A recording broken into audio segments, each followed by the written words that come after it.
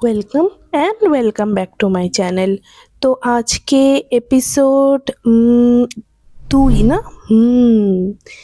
কি বানানো যায় বলুন তো? হ্যাঁ, আইডিয়া।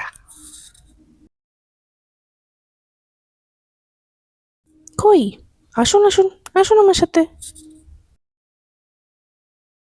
আজকে আমি বানাবো চানা মশলা।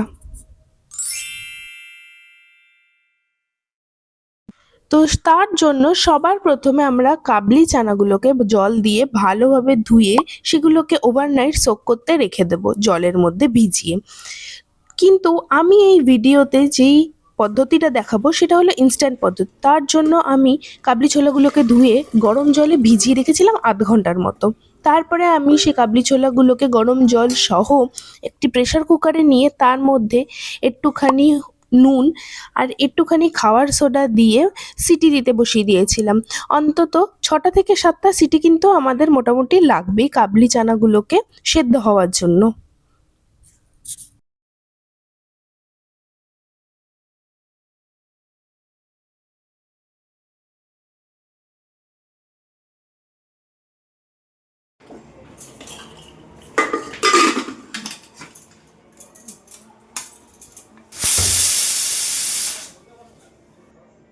তাহলে এবার ইনগ্রিডিয়েন্টগুলো দেখে নিই আমাদের কি কি লাগবে।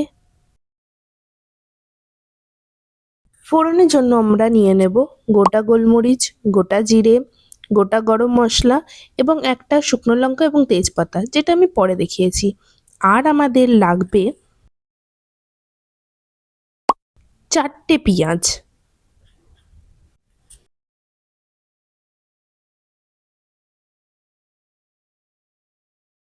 কয়েকটা রসুনের কলি আর দুটো টমেটো। তার সাথে লাগবে একটা লঙ্কা, লঙ্কাগুলো খুব ঝাল তাই আমি একটাই নিয়েছি।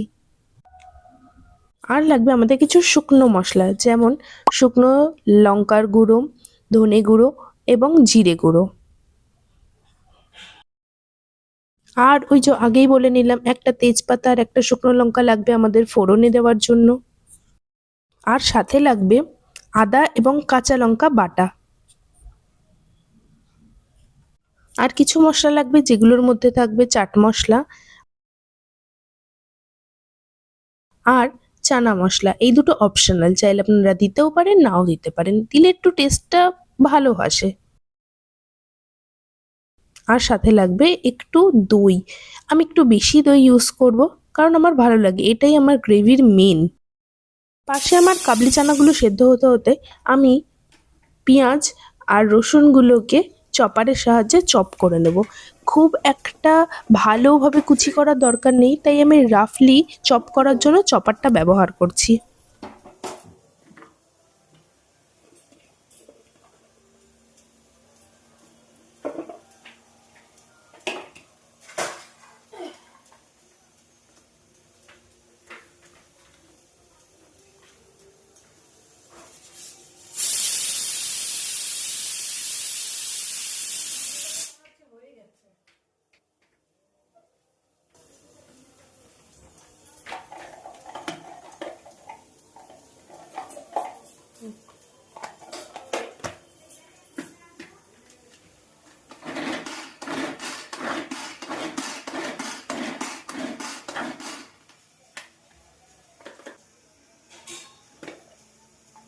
দেখুন চপারটাতে কত সুন্দর মিহিভাবে পেঁয়াজ আর রসুনগুলো চপ হয়ে গিয়েছে।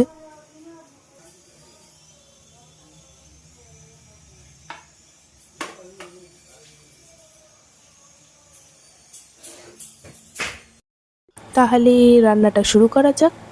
সবার প্রথমে আমি গ্যাসটাকে জ্বালিয়ে নিয়ে কড়াইটা তার উপরে নিয়ে আমি একটু সাদা তেল নিয়ে নিলাম কড়াইয়ে। আমি সাদা তেল ইউজ করছি রান্নাতে। আপনারা চাইলে সর্ষের তেলও ইউজ করতে পারেন। ফোড়নের জন্য আমি সবার প্রথমে এলাচটাকে একটু ভেঙে তারপরে তেলে দিলাম, কারণ গোটা এলাচ দিলে না সেটা ফেটে হাতে মুখে চলে আসতে পারে, ওই জন্য আমি একটু ফাটিয়ে নিলাম। আর সাথে আমি ফোড়ন দেওয়ার জন্য যা যা নিয়েছিলাম সব কিছু একসাথে আমি তেলের মধ্যে দিয়ে দিলাম। আর মনে রাখবেন তেজপাতা না সবার শেষে দেবেন। তেজপাতা যদি পুড়ে যায় তাহলে না তার যে একটা ভালো সুগন্ধ আছে সেটা না নষ্ট হয়ে যায়, ওই জন্য আমি তেজপাতাটা লাস্টে দিলাম।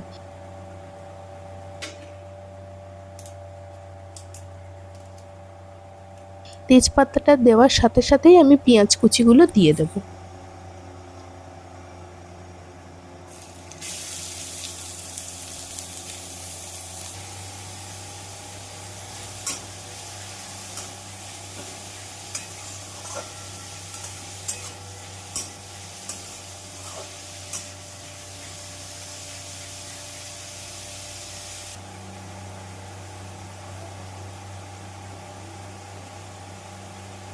নুন আর হলুদ দিয়ে আর কাঁচা লঙ্কা কুচিগুলোকে দিয়ে পেঁয়াজটাকে একটু ট্রান্সলুসেন্ট হওয়া পর্যন্ত ভেজে নেব।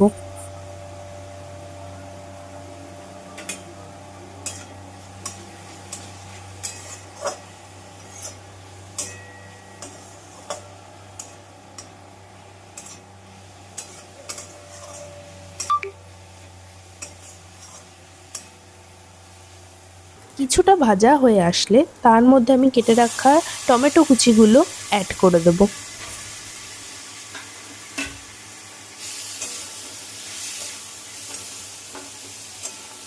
টমেটোটাকে না তেলের মধ্যে একটু ভালোভাবে ভেজে নেবেন, তাতে করে টমেটোর যে একটা কাঁচা স্বাদ থাকে সেটা না চলে যায়। টমেটো আর পেঁয়াজটা হালকা ভাজা হয়ে এলে তার মধ্যে আমি দিয়ে দেব আদা লঙ্কা বাটাটা। সাথে সাথে আমি মিক্স করে নেব আমার শুকনো গুঁড়ো মশলাগুলো। গুঁড়ো মশলা দেওয়ার সাথে সাথে আমি কিছুটা জল মিক্স করে নেব, নইলে না মশলাগুলো একটু পুড়ে যাওয়ার সম্ভাবনা থেকে যায়।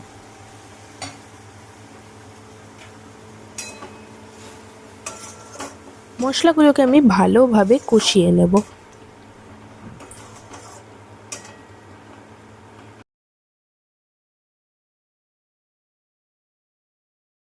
প্রপারলি মশলাটাকে কষানোর পরে আমরা সেদ্ধ করা কাবলি চানাগুলো মিক্স করব।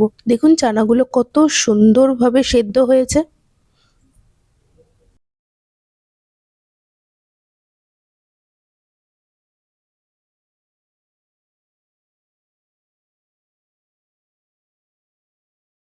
চানা মশলাটা টেস্ট ইনহ্যান্স করার জন্য আমি একটুখানি চাট মশলা মিক্স করলাম।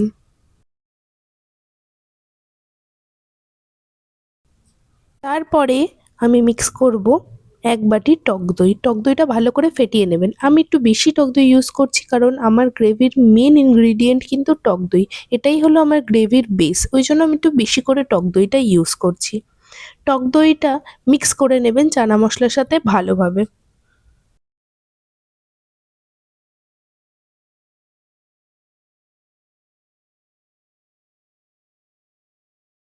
এবার আমি অ্যাড করব চানা মশলা। এটা কিন্তু কমপ্লিটলি অপশনাল, আপনারা চাইলে এটাকে অ্যাডও করতে পারেন আবার অ্যাভয়েডও করতে পারেন।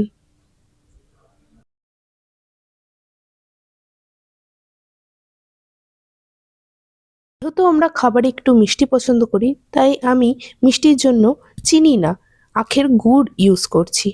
আর সবার শেষে আমি জল দিয়ে দিলাম। আপনারা আপনাদের মতো থিক বা থিন বানাতে পারেন।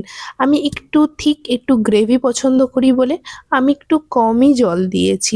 একটু গামাখা গামাখা খেতে না খুব ভালো লাগে। দেখুন তৈরি হয়ে গেছে আমাদের চানা মশলা। এরকম ইজি রেসিপি শিখতে আমার চ্যানেলটিকে অবশ্যই সাবস্ক্রাইব করুন। আর ভিডিওটি পছন্দ হলে লাইক করুন এবং নিজেদের ফ্রেন্ডস অ্যান্ড ফ্যামিলির সাথে শেয়ার করতে ভুলবেন না।